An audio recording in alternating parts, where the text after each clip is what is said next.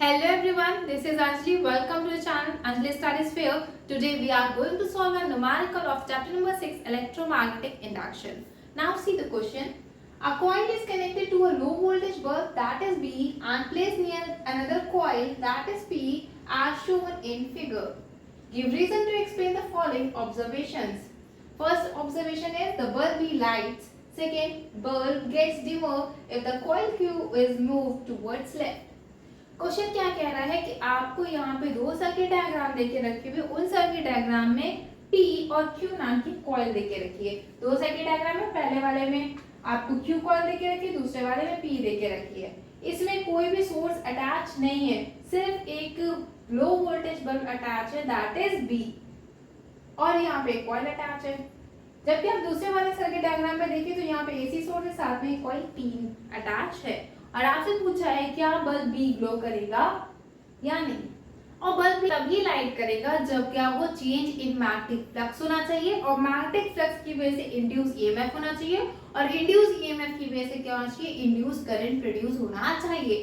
तब क्या होगा, हमारा बल्ब भी ग्लो करेगा। तो हम सबसे पहले क्या करते हैं, इस वाले सर्किट को 1 मार्क कर देते हैं और इस वाले को सर्किट को 2, सेकंड वाले को, इसलिए जिससे कि मैं इजी तरीके से एक्सप्लेन कर सकूं थोड़ा सा।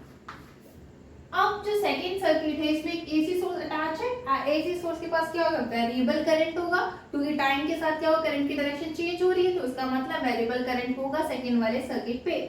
अगर यहाँ पे वेरिएबल करंट है तो the flux which is linked to the circuit 1 will also change.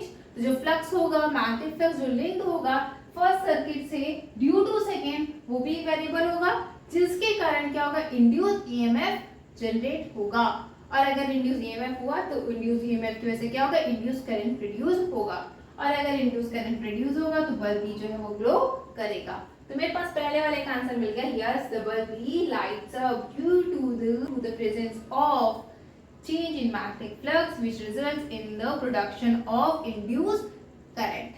ठीक है, जिसकी वजह से क्या होगा, इंड्यूस ईएमएफ जनरेट होगा और वहां से क्या होगा, इंड्यूस करंट आ जाएगा। अब सेकेंड वाला है, bulb gets dimmer if the coil Q is move towards left. क्या अगर मैं कॉइल Q को लेफ्ट हैंड साइड मूव करूं तो क्या बल्ब भी जो लाइट अप हो रहा है, क्या उसकी लाइट डिम होने लग जाएगी? यस होगी, क्यों नहीं होगी। Q कॉइल को टुवर्ड्स लेफ्ट आप मूव करोगे, जैसे आप लेफ्ट मूव करने लगोगे तो the area which is linked with this coil, क्योंकि इससे दूरी ज्यादा होती चली जाएगी और जब डिस्टेंस ज्यादा हो जाएगी तो फ्लक्स जो होगा linked with the circuit 1 will decrease, क्योंकि वो दूरी बढ़ती जाएगी तो फ्लक्स क्या होगा, वो भी कम होता चला जाएगा। अगर चेंज इन मैग्नेटिक फ्लक्स कम हो जाएगा तो सीधी सी बात है कि यहाँ पे ईएमएफ जो इंड्यूस होगा वो भी कम प्रोड्यूस होगा और as a result induce current भी कम जनरेट होगी या प्रोड्यूस होगी और फिर क्या होगा, बल्ब भी जो होगा वो डिमर होने लग जाएगा। ठीक है, तो इसका आंसर आपको मिल गया, yes the bulb B gets dimmer if the coil Q is moved towards the left because the area which is linked with the magnetic flux in circuit 1 will reduce. As a result, induced EMF will decrease and induced current will produce in nominal amount. इसी वजह से क्या होगा, bulb B will be